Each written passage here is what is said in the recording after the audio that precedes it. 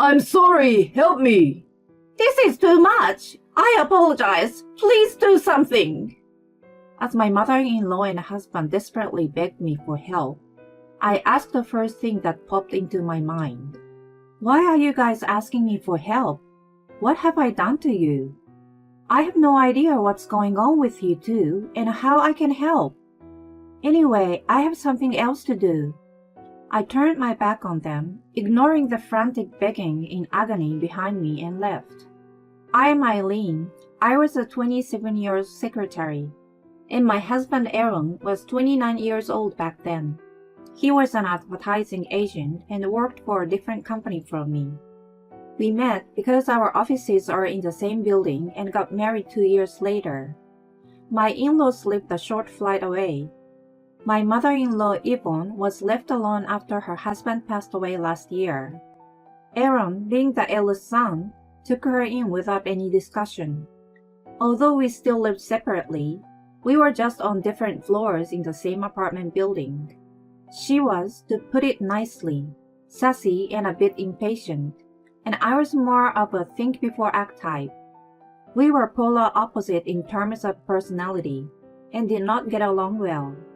She seemed to get frustrated with my slow speech and action every time. She thought it was better to do things quickly, even if the result was 60 points. She often suffered a loss as a result of proceeding without thinking things through. No matter how hard I tried to adjust to her way, I could not agree with her completely. For example, my wedding. When it came to choosing a venue, "Just pick one already," she scolded me and then recommended a cheap place that was available for the earliest booking without checking the service carefully. At that time, I had narrowed down my choices to a few and was planning to visit each place.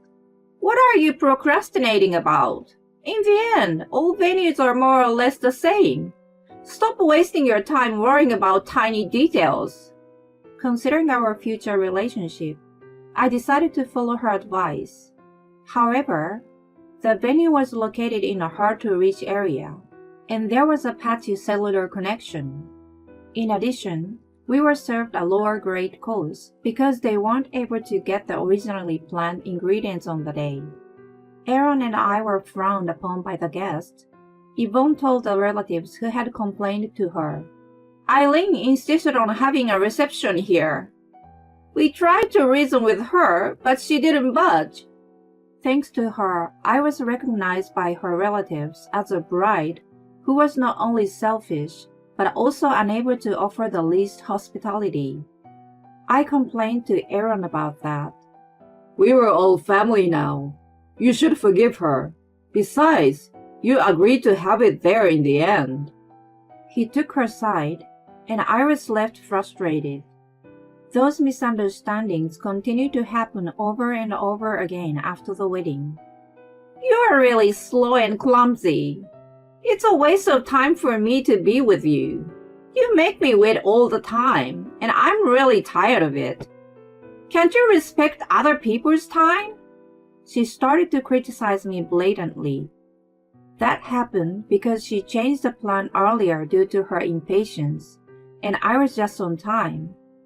"I'm sorry, but I just followed the original schedule." "Are you telling me it's my fault? Can't you be more flexible?" "I'm not saying it's your fault, but I have other plans too. Surely you're not that selfish to think that everyone else should accommodate you." "Who do you think you're talking to? Don't you dare talk back to me." I knew that Aaron wasn't going to deal with her, so I stopped being nice and directly addressed her. She probably never dreamed of being talked back by me. She became so furious that you could boil water on her head. She told Aaron about that in a very exaggerated manner, and I was yelled at by him later. "Why are you so selfish? Stop irritating my mother." He became completely on her side after that. At that time, my father-in-law was still alive and gave a slap on her wrist. "If you can't be nice to your daughter-in-law, it's only a matter of time before this house will cease to exist." When that happens, who will take the responsibility? You have always pushed other people around and caused nothing but trouble. I've been the one to clean up your mess every time. You forget that, and you're being a nuisance to others again? And he gave Aaron a lesson as well. How long are you going to be controlled by your mother? You have your own family now. When your wife is in trouble, you don't even take her side, but tell her off. Shame on you. Thanks to his reproach that their behavior, which could have been seen as bullying, was kept under control. Aaron was actually a really good husband as long as Yvonne wasn't involved. He always prepared a surprise gift for me on my birthday and took the initiative to help me with the housework on his days off. His attitude changed drastically when she was and wasn't around. At that time, we had no significant relationship, and I only saw them during Easter and Christmas. I thought that if I endured those events, I could have a relatively happy married life. However, just 1 year into our marriage, my father-in-law became ill and was hospitalized.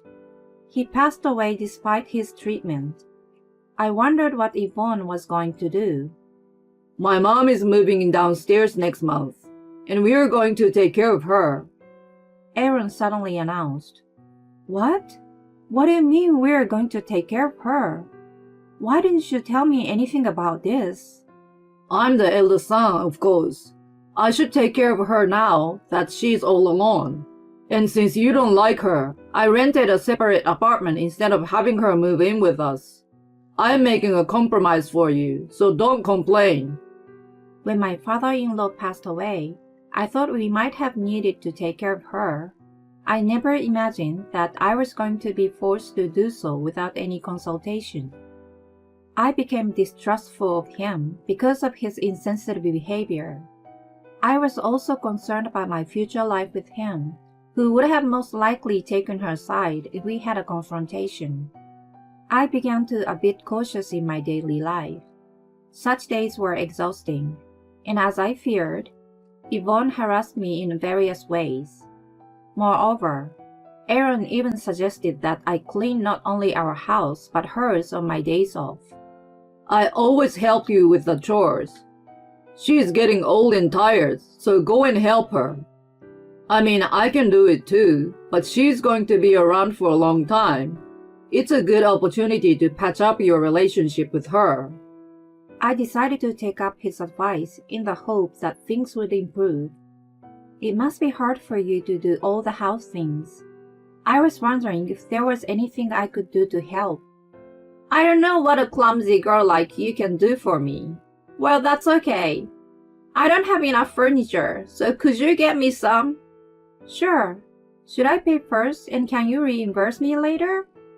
You live on Aaron's income, don't you? Why don't you pay from there? He said I was free to spend it however I wanted. When I was about to refuse, she lashed out loudly. Just go! I will let him know later. I didn't have the energy to talk back and readied myself to go shopping as she ordered. Then I realized that the things she asked me to buy were large shelves and a coffee table, all of which were difficult to carry by myself. I'm sorry, but these are all big and heavy things. I'd rather wait and go with Aaron. Are you serious? He works so hard. Are you going to make him work even more on his day off? Do you even care about him? If I talked back to her even a little bit, she got upset and yelled at me harshly. I gave up and decided to obey her. Furthermore, Aaron gave her the duplicate key to our house, so she entered without permission while we were at work. She began to open the mail and ransack the bedroom. She may be your mother, but to me she's an outsider. I can't stand it when she comes in and out of our house freely, peeks into our bedroom, and opens our mail without permission. Ask her to stop. He responded with an okay at the moment, but her behavior did not improve. I thought that if things continue as they were, divorce would have been the only option. I felt I was losing my feelings for him. Then, one Friday, Aaron had a day off. I came back from work to find Yvonne relaxing in the living room as if it were her home.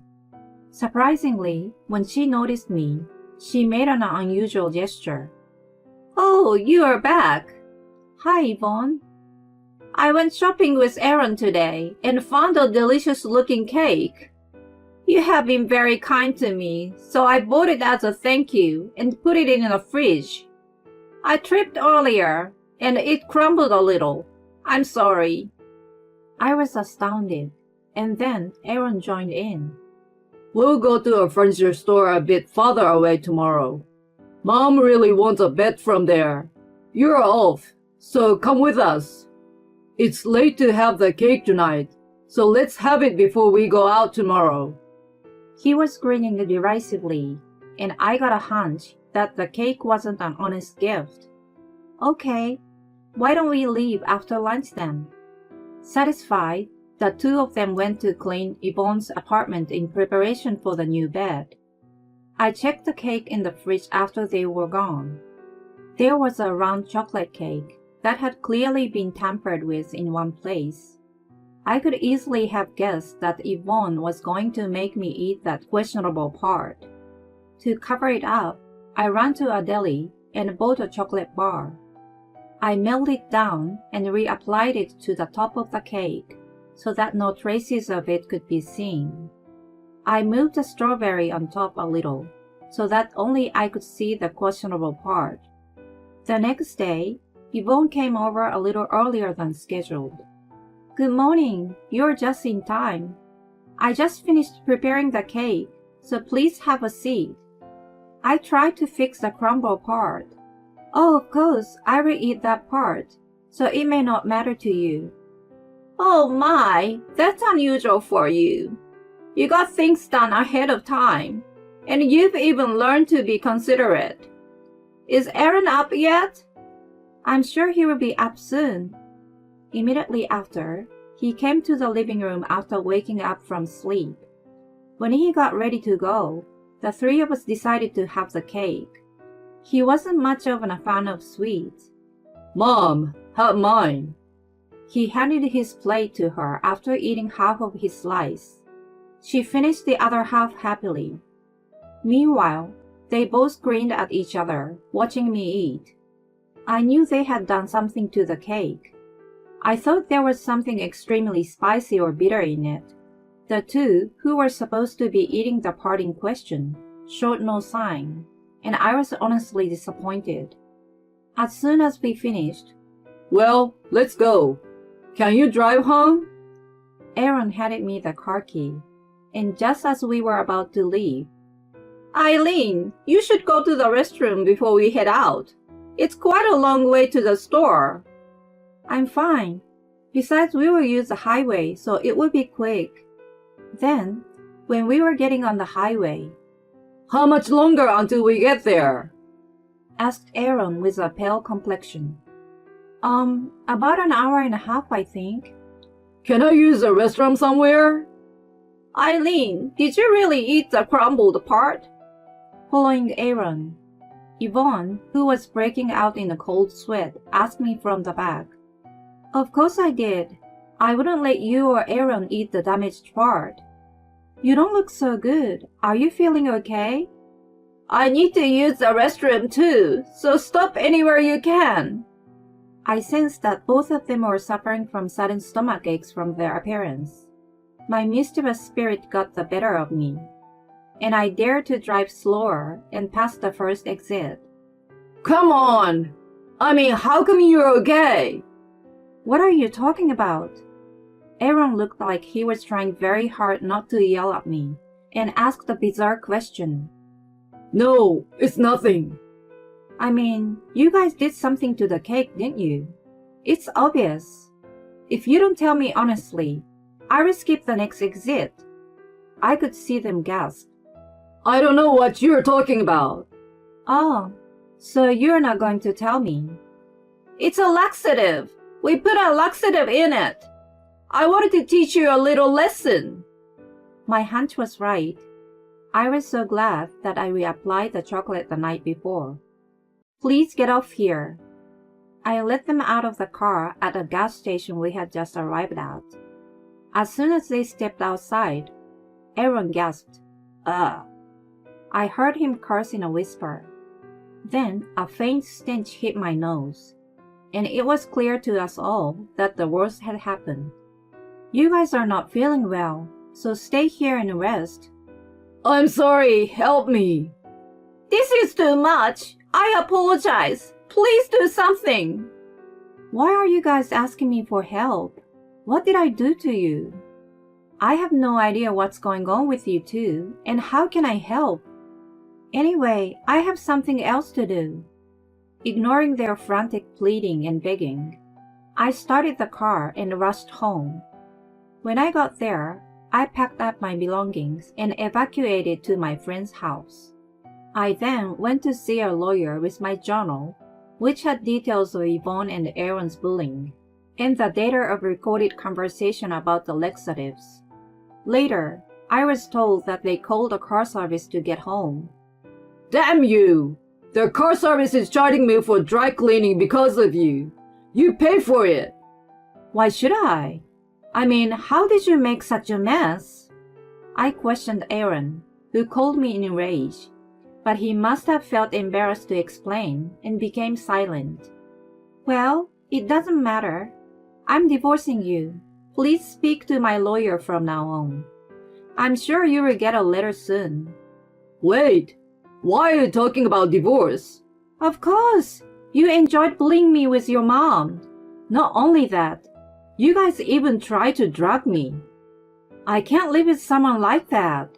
More importantly, an adult man who leaked." I couldn't help but burst into laughter. Yvonne, who was apparently listening in on the speaker, screamed, "We don't want a woman like you anyway! Don't ever show your face in front of us again!" Yvonne, I will make sure to bill you for the furniture and other things. Let me make something clear to you. I earn more than Aaron does. I paid for you out of my premarital savings." She was screaming on and on about something, but I ignored her and hung up the phone. A few weeks later, my lawyer told me that Aaron had negotiated to pay alimony in installments, and Yvonne refused to repay me. When my lawyer told her that I could file a police report about the drugging, she agreed to my request. I refused to accept Aaron's installment offer. "You have your father's inheritance, don't you? So please pay me in one lump sum." In the end, he agreed to pay me by giving up most of the inheritance. His income alone was not enough to cover his rent, so he moved to an inexpensive apartment with his unemployed mother. The last time I saw him was at the gas station with a very pale face. I left everything to my lawyer, and our divorce was finalized without needing me to face him again. I accepted a transfer that my work had approached me. I have now started a new life in a new city. My lawyer tells me that she's sometimes contacted by Aaron about getting back together. I have all that handled by her. I am out of my difficult life in which I had no one on my side and was being attacked by two people. I'm enjoying my freedom while I'm busy working hard in a new position. Now that I have received a lot of alimony, I'm thinking of going on a trip once my work is settled.